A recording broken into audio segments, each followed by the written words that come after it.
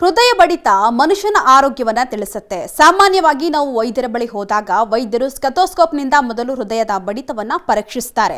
ನಮ್ಮ ಹೃದಯವು ನಿಮಿಷಕ್ಕೆ ಎಷ್ಟು ಬಾರಿ ಬಡಿಯುತ್ತೆ ಅನ್ನೋದರ ಮೇಲೆ ನಮ್ಮ ದೇಹದ ಫಿಟ್ನೆಸ್ ಮತ್ತು ಒತ್ತಡದ ಮಟ್ಟವನ್ನ ಸಹ ಸೂಚಿಸುತ್ತೆ.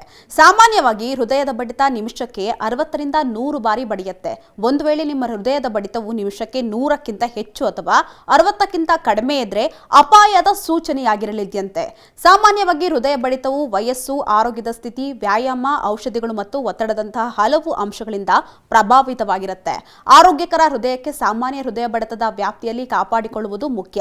ಆದರೆ ಅಪಾಯಕಾರಿ ಹೃದಯ ಬಡಿತವನ್ನ ದೀರ್ಘಕಾಲದವರೆಗೆ ನಿರ್ಲಕ್ಷಿಸೋದ್ರಿಂದ ಹೃದಯಾಘಾತ, ಪಾರ್ಶ್ವವಾಯು ಅಥವಾ ಇತರ ಹೃದಯ ಸಮಸ್ಯೆಗಳಿಗೆ ಕಾರಣವಾಗಬಹುದು. ಆದ್ದರಿಂದ ಹೃದಯ ಬಡಿತವನ್ನ ಆಗಾಗ ಪರೀಕ್ಷೆ ಮಾಡಬೇಕು. ಒಂದ್ ವೇಳೆ ಯಾವುದೇ ಅಹಾಜಕತೆ ಕಂಡು ಬಂದರೆ ಸಮಯಕ್ಕೆ ಸರಿಯಾಗಿ ವೈದ್ಯರನ್ನ ಸಂಪರ್ಕಿಸುವುದು ಮುಖ್ಯ. ಒಂದು ವೇಳೆ ವೈದ್ಯರನ್ನ ಸಂಪರ್ಕಿಸುವುದು ತಡವಾದರೆ ಹೃದಯಾಘಾತ ಅಥವಾ ಪಾರ್ಶ್ವವಾಯುನಂತಹ ಅಪಾಯಗಳು ಸಂಭವಿಸಲಿದೆಯಂತೆ. ಸಾಮಾನ್ಯವಾಗಿ ಆರೋಗ್ಯವಂತ ವಯಸ್ಕರಿಗೆ ಹೃದಯ ಬಡಿತ ನಿಮಿಷಕ್ಕೆ 60ರಿಂದ 100 ಬಡಿತಗಳ ನಡುವೆ ಇರುತ್ತೆ. ಇನ್ನು ಮಕ್ಕಳಲ್ಲಿ ಹೃದಯ ಬಡಿತ ನಿಮಿಷಕ್ಕೆ 70ರಿಂದ 120 ಬಡಿತಗಳ ನಡುವೆ ಇರಲಿದೆ. ಇನ್ನು ವ್ಯಾಯಾಮ ಮಾಡುವಂತಾಗ ಹೃದಯ ಬಡಿತ 20 ವರ್ಷದ ವ್ಯಕ್ತಿಯಲ್ಲಿ ನಿಮಿಷಕ್ಕೆ 100ರಿಂದ 170ರಷ್ಟು ಎದೆ ಬಡಿತ ಕಂಡುಬರುತ್ತೆ.